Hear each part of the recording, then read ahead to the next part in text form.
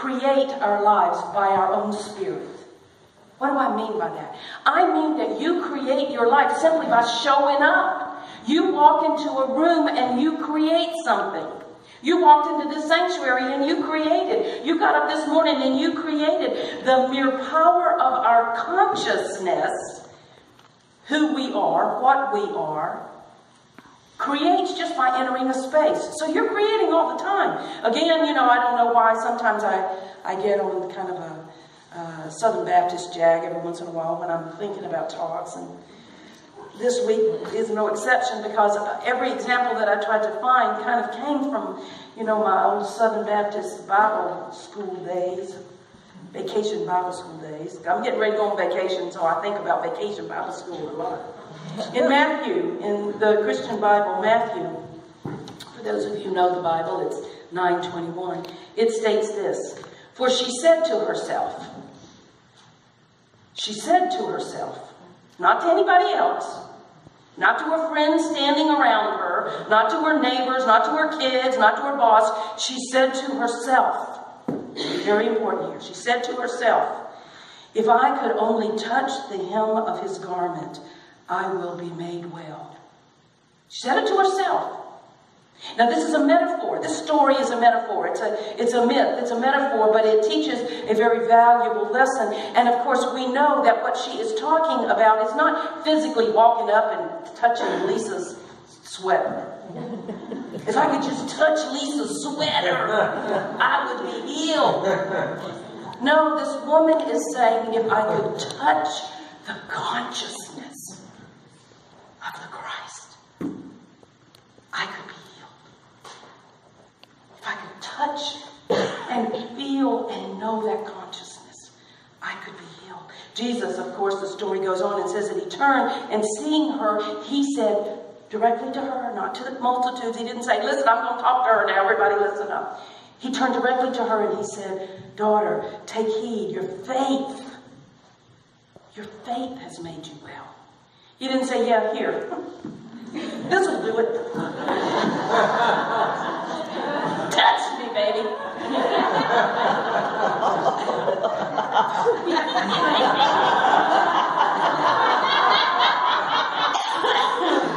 This woman knew that if she could just get close enough to Jesus' consciousness, if she could just feel the Spirit, just the knowledge, the presence, that she could be made well. And so she positioned herself, as the story goes on, in such a place that when he walked by, she touched him and she became one with Spirit. And Jesus felt that and he saw it and he knew that she was well. This story is simply to say that consciousness is found everywhere. The universe, once you make a decision to create something, the universe will put in place in front of you everything and every person and absolutely everything that you need to create. It will. So this woman wanted to heal, and she knew if she could just be in the right consciousness, if she could just believe enough. And Jesus said, "It is done to you by your belief." Your faith has made you well. Many of you know the story of Anita Moorjani. Many of you know she's written actually one book that I know of. And I saw her at Agape where she spoke about her near-death experience. If you don't know about it, you might want to Google her. She's really quite a fascinating person. She suffered from tumors and sores all over her body, and it was rather difficult. And she was becoming more and more ill. Her body shut down. This is her story. Her body shut down, and she died.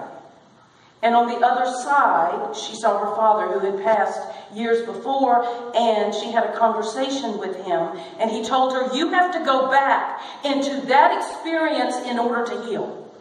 You've got to go back into your life, into that experience. You cannot heal."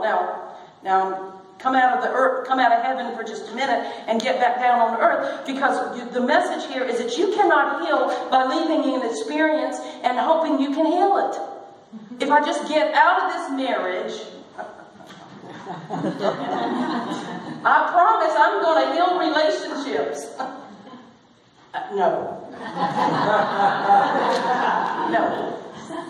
So he said to her, you've got to go back into your body, into your life, and you've got to go back. She protested over and over that her body was so devastated that there was nothing that she could do to return and to become whole. But her father insisted, and she says that on the other side, he actually physically pushed her. He physically pushed her, and when she did, her body came back.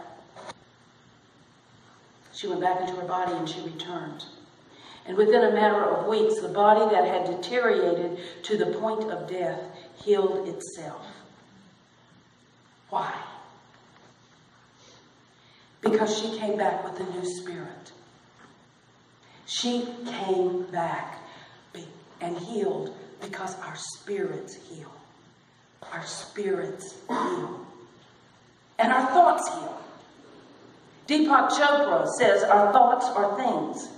Again, from the Christian Bible, we read, as a man and woman thinketh in her heart, so is he. As a person thinks in their heart, so are they. Our thoughts create our beliefs, our reality, and our experience. I want to say it again. Our thoughts create our beliefs, our reality, and our experience.